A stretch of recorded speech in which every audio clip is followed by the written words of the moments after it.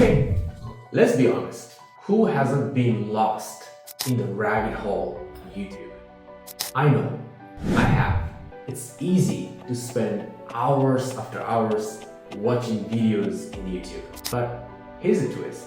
When you're watching this video, there's a storm is brewing behind the scene. YouTube algorithm, which is supposed to help you find the new cool videos, are actually becoming increasingly a headache for many creators, hitting their income really hard. So let's dive into this so-called ad-pocalypse and let's see what could we learn as a professional or business leaders moving forward. Remember the old good days where the creator could depend on just their ad revenue to pay their bills. And then all it comes, this ad-pocalypse. And then this is what it happened. Advertisers freaked out when their ads show up on different controversial content, so they pull out their ads from YouTube. So what the YouTube did is a response. YouTube came in and cracked down all the different policies of content policies and letting the algorithm decide which video is safe and which are not. Sounds like a good plan, right? Except it actually backfired. And I'm not kidding.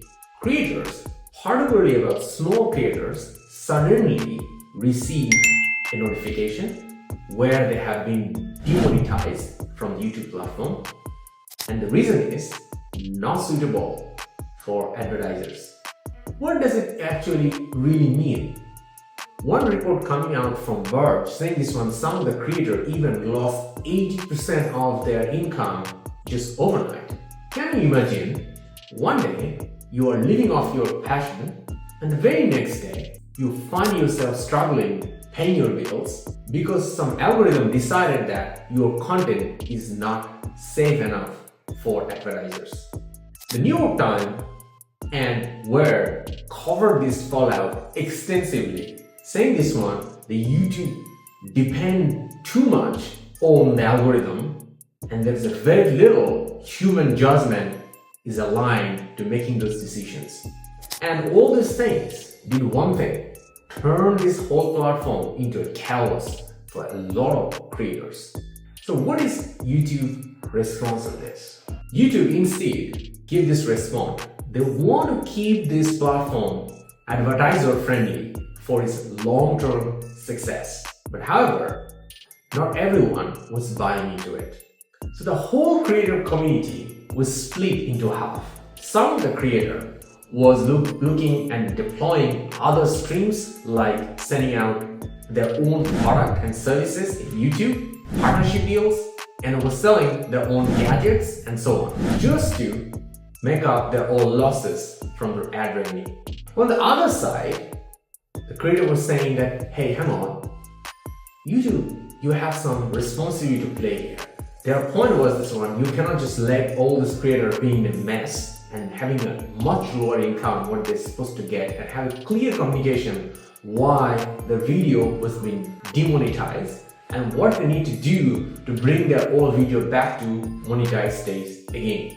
And fans, well, many of them was willing to support even on their Patreon to their favorite creators. But however, many of them has no clue what's actually happening in deep dive in the mind of all this creator based on all this algorithm change made in YouTube.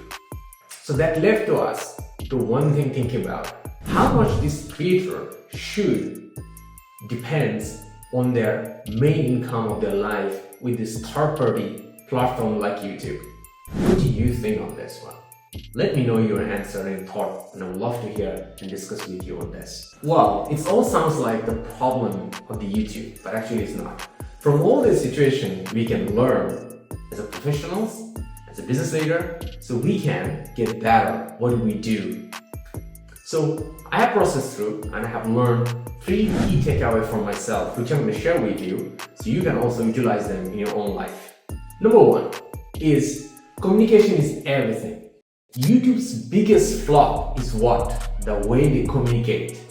And that's what we need to learn. We need to make our communication a hit factor not a flaw factor. Because the more flawed we are in communications, the more we're creating misunderstanding to our loyal team members, family members, or even the partners too. So we need to communicate really well, and like I said, we need to make it a hit factor, not a flaw factor. Number 2 takeaway: don't rely on only about automations or algorithms. Well, having an algorithm or automation has its own perks and benefits too. But when you only rely on algorithms and automations in this present technology, what we have, even we include our artificial intelligence into that one too, based on what we have, it will not do perfectly what we could do with a proper judgment to solve a particular problem. Look at this, what YouTube have been done. And from this one, we can learn to avoid similar kind of situation in our own businesses and our own companies, in our even social life as well too. So data analytics and people metrics can be really helpful, but at the end of the day, all those analytics giving to us, but still we really need to read the data behind the lines, and we have to make the right calls, because each of the calls we make will trigger a series of actions in our life and in our business too. And ultimately, we want to make the right decision, because all these actions we will do, it will impact a lot of people's life with that thing. Third takeaway is about diversify income or even skill sets. What is happening all these creators? All these creators was having one key income stream which they are using for ad revenue, and then suddenly it has been changed, so they find themselves a very off-guard situation too. So like this in a business, we need to always focus about multiple stream of incomes for our business and our personal life too. So how can we really do that? And it's basically a simple one thing. It leads back to building a different type of skill sets too. So now the world is getting better, so it's already requiring us to learn and get better. To live and thrive in a new world, a developed world, we need new type of expertise, and that is what going to help us to thrive forward and make better impacts for ourselves as professionals or the companies we're working for. So one of the great examples is about Google. They always allow their employees to work on their passion projects and build it up and make the success too. So through that aspect, the employees are very motivated because they have passion projects to work on, and through that aspect, they're also developing great level of skill set too. And that's why I personally believe it's about part-time entrepreneurship is a great way of building skill set too. So I've been so passionate about it. I've been working on it as a part-time entrepreneur for almost 10 years too. And I got this question so many times from different professionals that how it's possible. So I've decided to build a course called Part-Time Entrepreneurship Foundation Program. So check the link in the description, and there is a link into it. And if you want to be a part-time entrepreneur, you can take that program, and that can help you to thrive forward too as well. So whenever you are running a YouTube channel or even a business, or you want to thrive forward in your career, there are 3 things that are always very important. Number 1, flexibility. Number 2, human insight. And number 3 is great communication. So creators are exactly like employees, and they do their work the best when they feel they have been heard, communicated, and been taken care of.